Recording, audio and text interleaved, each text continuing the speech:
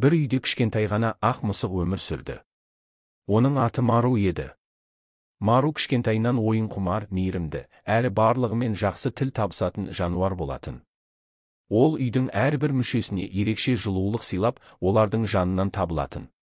Бірақ күндердің бір күнде үйдегі адамдар өте шулы мерекелік кеш өткізіп, терезелерді ашық қалдырып кетеді. Сол кезде Мару далаға шығып кетуді ойлап, терезеден секіреді. Сырттағы әлем оған бұрын көрмеген жаңа кеңістік болды.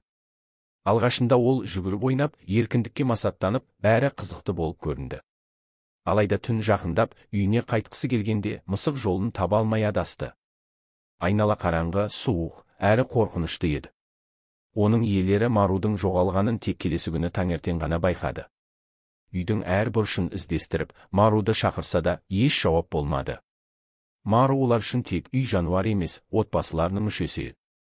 Олар көшелерді, саябақтарды аралап, іздеу хабарламаларын іліп, қолдарынан келгеннің бәрін жасады. Мару болса, далада күндер бойы адасып, шаршап, қорек таба алмай, әлсірей берді.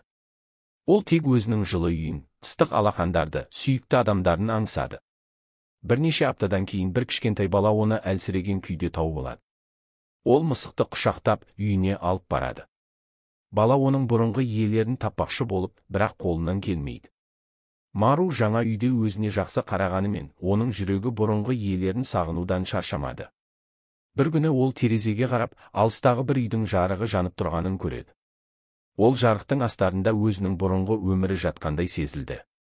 Бірақ енді қайтуға жол жоқ еді. Мару жаңа үйде біраз уақыт өмір сүрді. Оған жақсы күтім жасалып, тамақ берілді, бірақ жүрегінде бәрібір бір бос кеңістік қалды. Оның бұрынғы үйі, жылы ұясы, сүйікті иелері есінен кетпеді. Күн сайын ол терезенің алдында отырып, сол бір алыста қалған бақытты күндерді еске алатын. Бірақ Марудың денсаулығы нашарлай бастады. Ол тамақ ішпей, ойнауды қойды. Көздері әлсіреп, жанарынан мұң көріне бастады. Оның жаңа иесі, кішкентай бала, қанша тырысса да, Маруды қайтадан бақытты ете алмады. Мару күн сайын шексіз мұңға батып, өз үйін сағына берді.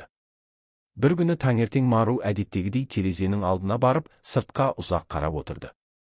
Көздері баяғы сүйікті үйін, терезенің жарығын аңсап тұрғанда еді. Сол сәтте жүрегі бір жола тоқтады. Ол тыныш қана ұйықтап кеткендей болды. Кішкентай бала оны тауып, қатты жылады. Ол Маруды бауыр басып, оны өзінің жан досы деп қабылдаған еді. Бірақ Мару үшін бұрынғы өмірге, өз үйіне деген сағыныш тым ауыр болды.